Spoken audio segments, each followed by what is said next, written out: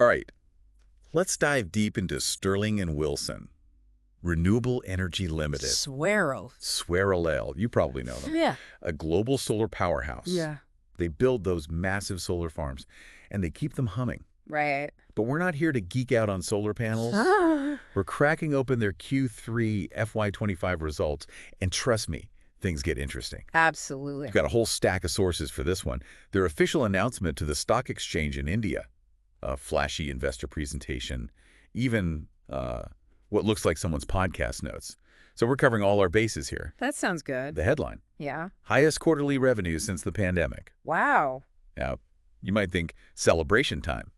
But hold on, because we're about to uncover some twists and turns in this story. Sounds exciting. So let's talk revenue.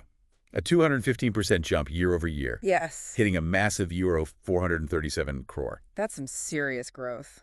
It is. And what's even more intriguing is that much of this growth comes from wrapping up a major project in Australia, alongside, of course, new projects kicking off in India. But here's the real kicker. What's that? Their revenue also surged 78% compared to just last quarter. Oh, wow. Okay, now you might be thinking, why does that matter? Isn't growth always good? Well, yeah, it's generally a good thing. It is. But this sequential growth, meaning quarter over quarter, it's like watching a car not just moving, but accelerating. Yeah. It hints at strong momentum building within Swearel, which could mean even bigger things are on the horizon. For sure. Now, I know you're thinking, okay, great revenue, pop the champagne, but hold on. Let's look at their profitability. That's where things get really interesting. Okay. So what's the profitability picture? So their overall gross margin for the first 9 months of FY25 sits at 10%. 10%. Yeah. Which, might sound decent. Okay. But it's actually a bit lower than that 10.3% they achieved in FY24.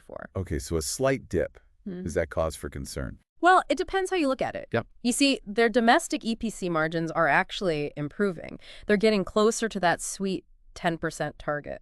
Okay. But remember that big Australian project they finished? Right. Well, it came with a one-time cost Ah, yes. that dragged down their international EPC margins. Those pesky one-time costs. Always got to watch out for them. But are international projects generally profitable for them? They are. Okay. Absolutely. In fact, their recurring margins on international projects are sitting pretty at around 11%. 11%. Yeah. Yeah. So once we factor out that Australian blip, the international side of things actually looks quite healthy. Okay, so mixed signals on profitability. Yeah. What else jumps out from these reports? Well, I think their operational efficiency. Okay. So think of it like this. Yeah. It's a measure of how much money they're actually making from their core business activities. Okay. Once you strip away all the extra expenses. Right, right. And in Q3, their operational EBITDA, or as it's called in the financial world, jumped to 90 crore. 190 core? Yeah. Now compare that to 23 crore in Q2 and you 1 crore in Q1, and you see a pretty clear trend. They're getting much better at managing their operations as they grow. So they're not just growing, they're becoming more efficient as they do.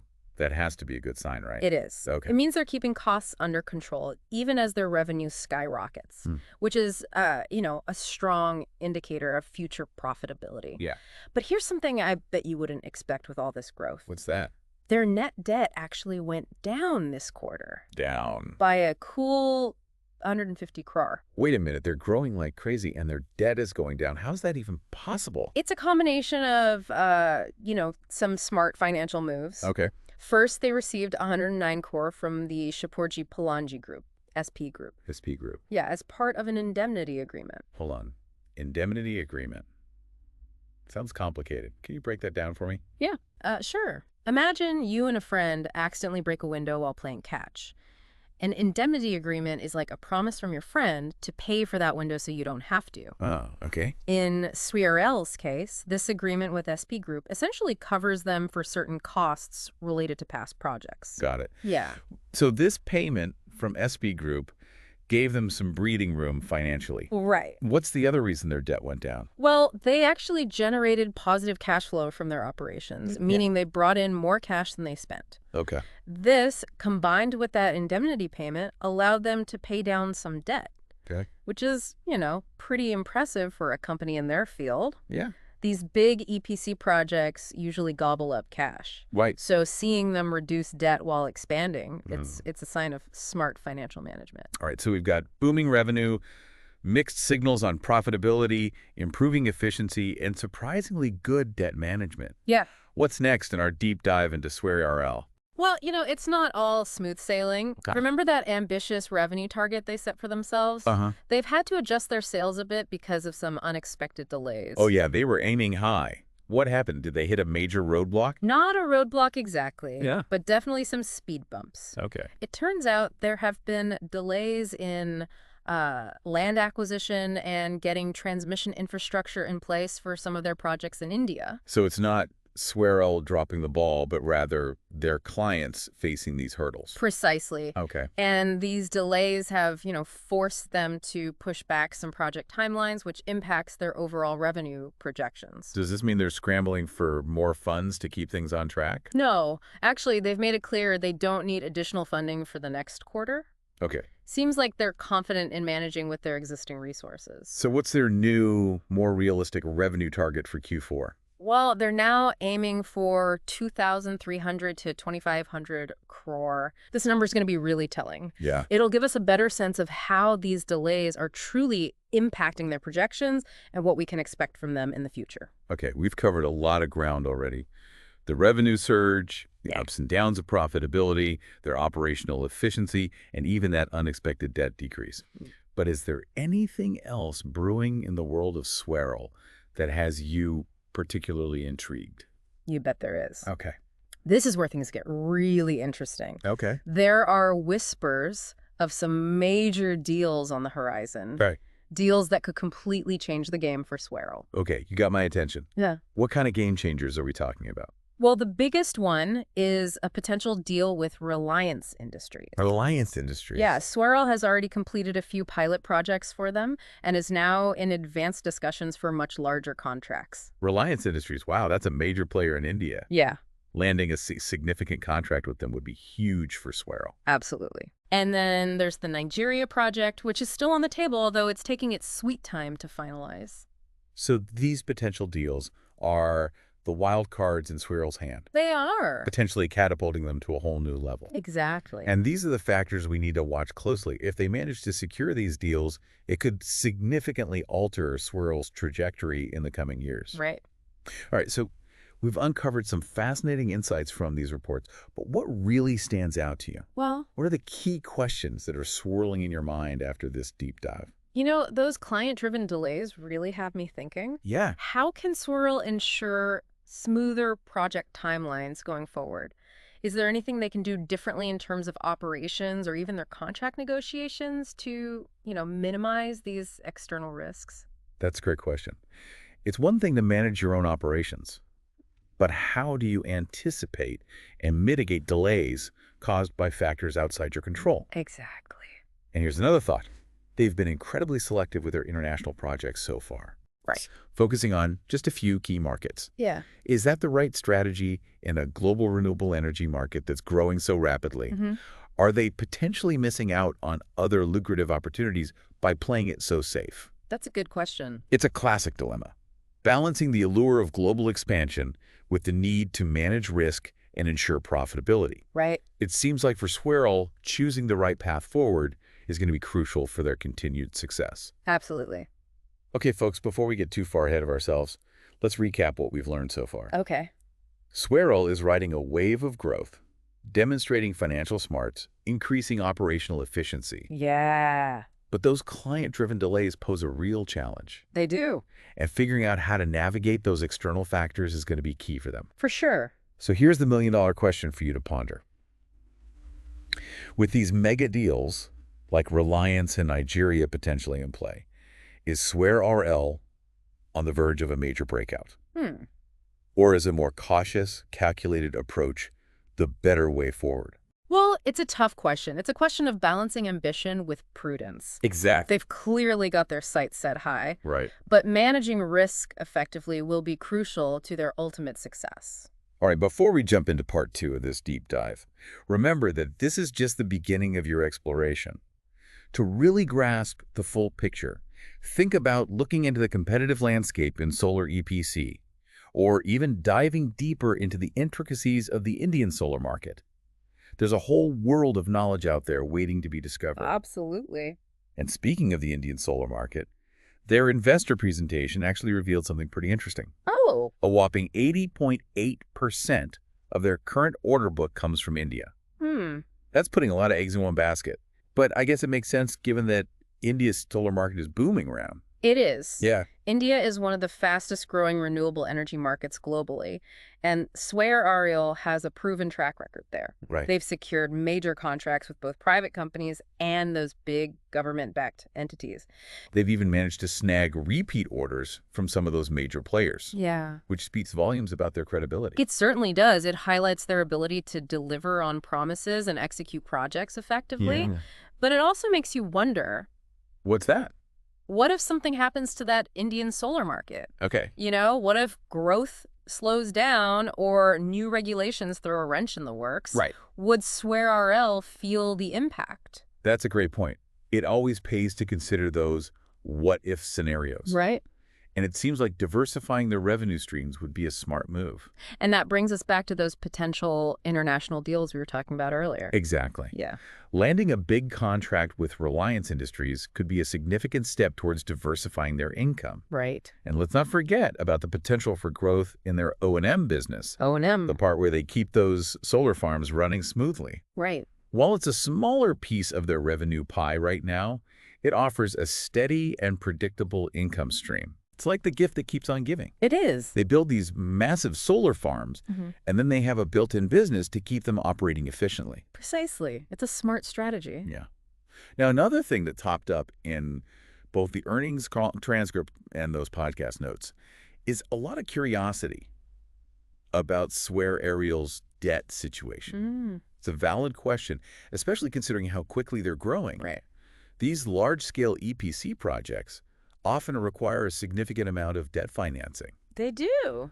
And remember, we saw that their net debt actually decreased this quarter. Yeah. Does that mean they're being unusually cautious with debt? Well, they did just secure a 500 crore line of credit from the Indian Renewable Energy Development Agency. IREDA. Okay. That suggests they're not afraid to utilize debt strategically. So they're willing to borrow, Yeah. but they're also clearly focused on keeping their debt levels in check. Right. That seems like a responsible approach. Absolutely. No one wants to see a company drowning in debt.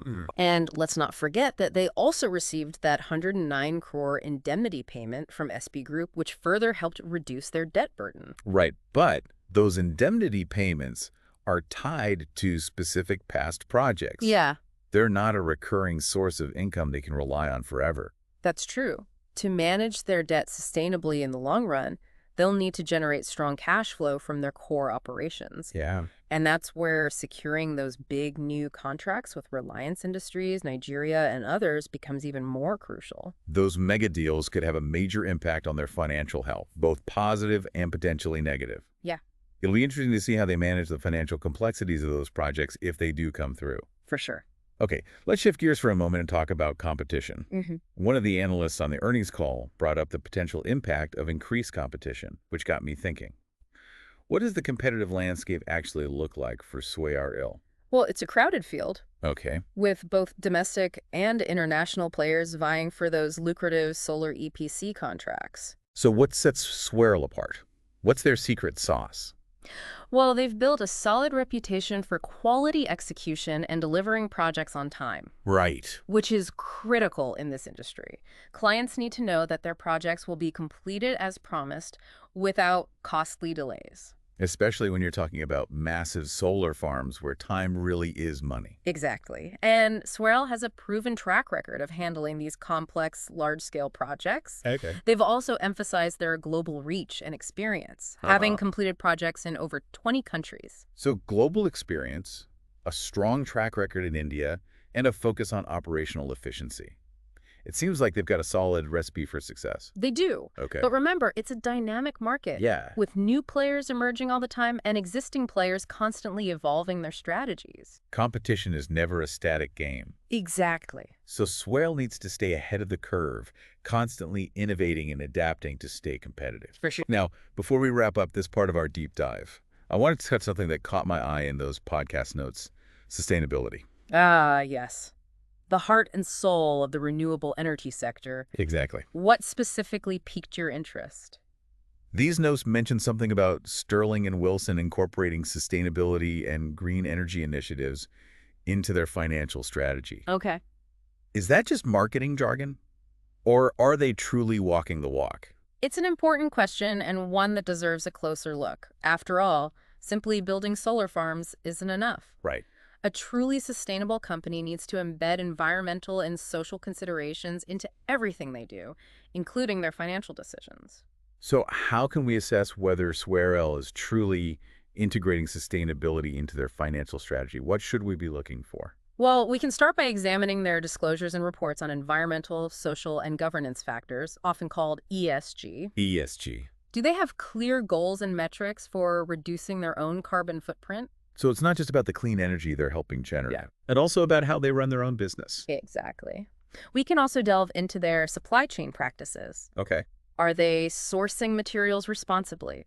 Are they partnering with suppliers who share their commitment to sustainability? So we're looking for concrete evidence that they're not just talking the talk, Right. but actually embedding sustainability into their operations and decisions. Precisely. And beyond just reports and disclosures, we can look at their actions. Okay. Are they investing in renewable energy for their own operations? Are they implementing energy efficiency measures in their offices and facilities? Actions speak louder than words, right? Yeah, It's yeah. one thing to say you're committed to sustainability, but it's another thing entirely to put your money where your mouth is. Exactly. And let's not forget about their social impact. Right. Are they creating jobs in the communities where they operate? Are they engaging with stakeholders in a responsible and ethical manner? Those are all important factors to consider. So it's about the holistic picture: environmental, social, and governance, ensuring that their actions are aligned with their commitment to sustainability. Precisely. And it's worth noting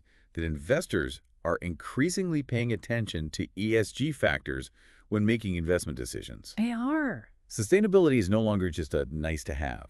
It's becoming a must-have for companies that want to attract investors and remain competitive. It is, especially for a company like Swearell operating in the renewable energy sector. A strong commitment to sustainability is not just good for business, it's essential for maintaining their credibility and social license to operate. Okay, so we've covered a lot of ground, from revenue surges and profitability puzzles Hmm. to debt management, competitive landscapes, and even sustainability. We have. But we can't ignore the elephant in the room: that somewhat disappointing revision to their revenue guidance. Right. That 8,000 crore target they were so adamant about achieving earlier in the year seems to have slipped away. It has. Based on their projections for Q4, it looks like they'll end up somewhere between 6,000 and 6,500 crore. It's a significant adjustment and one that has likely left some investors feeling deflated. Yeah. But it's important to remember that those external factors, especially those client-driven delays in India, played a major role in this revised guidance. Those infrastructure hurdles can be tough to predict and even tougher to overcome. They can. But it does raise questions about their ability to accurately forecast and manage these external risks. It's a valid point, and something they'll need to address head-on to maintain investor confidence moving forward. Transparency and clear communication about potential challenges will be crucial. No more sugarcoating. Exactly. Investors deserve honesty and realistic assessments. But despite this revised revenue guidance, there are still plenty of positive takeaways from our deep dive. There are. What are some of the things that have you feeling optimistic about Swearell's future? Well, their underlying business remains strong. Okay. They're still experiencing impressive growth. They've significantly improved their operational efficiency, and they're demonstrating prudent debt management. Exactly. And let's not forget, their order book is still packed with potential. It is. They're sitting on over 10,000 crore worth of projects waiting to be executed. Right. That order book provides a solid foundation for future growth. Yeah. And they're actively pursuing those game-changing deals with Reliance Industries and Nigeria, which could dramatically expand their market reach and revenue streams. It's like they're standing on a launching pad ready to blast off into a new era of growth. A well-placed metaphor. But of course, as with any launch, there are inherent risks and uncertainties. True.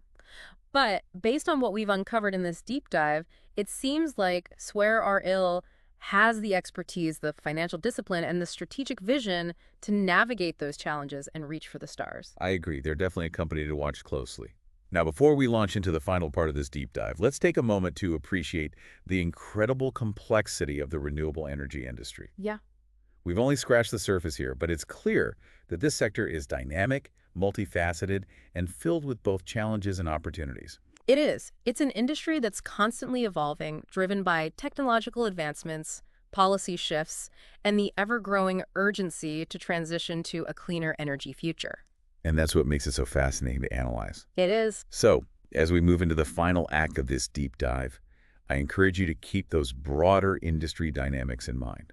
All right, let's wrap up our deep dive into Swirl. As we've been going through all this information, I keep coming back to their global ambitions. They're active in so many countries, yet they're still so heavily reliant on India. It makes you think. It does raise a crucial question for any growing company. Do you double down on what you know, where you've got a proven track record, or do you take a risk and try to expand to new territories? It's a classic balancing act. Swirl clearly knows how to play the game in India. That you do. They've got the relationships, the experience, the whole package. Right. But as we discussed earlier, relying too heavily on any single market can be risky. What happens if India's solar market hits a snag? Or if new regulations create unexpected hurdles?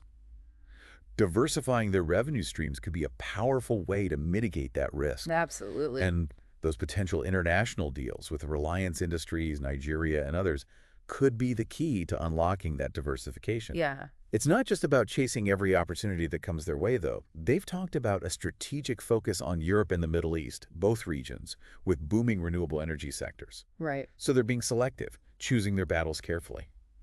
It's a smart approach, especially after that challenging Australian project that put a dent in their margins this quarter. Yeah, it's a good reminder that international expansion isn't always smooth sailing, but they also emphasize that their recurring margins on international projects are healthy, around 11%.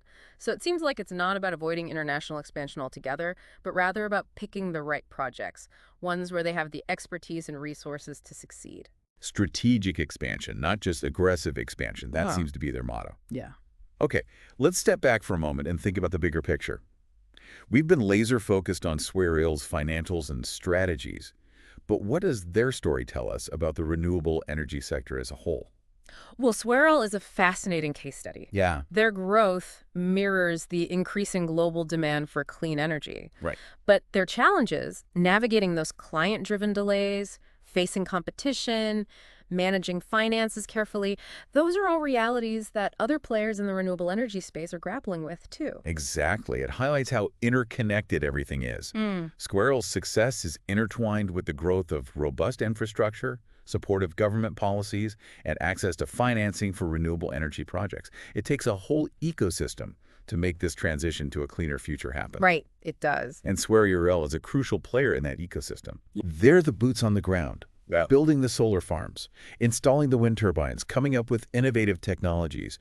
They're the ones making this clean energy vision a reality. Absolutely. And they're doing it with a global perspective. Yeah. Their commitment to international expansion, even in the face of challenges, shows that they understand the scope of the challenge. Yeah.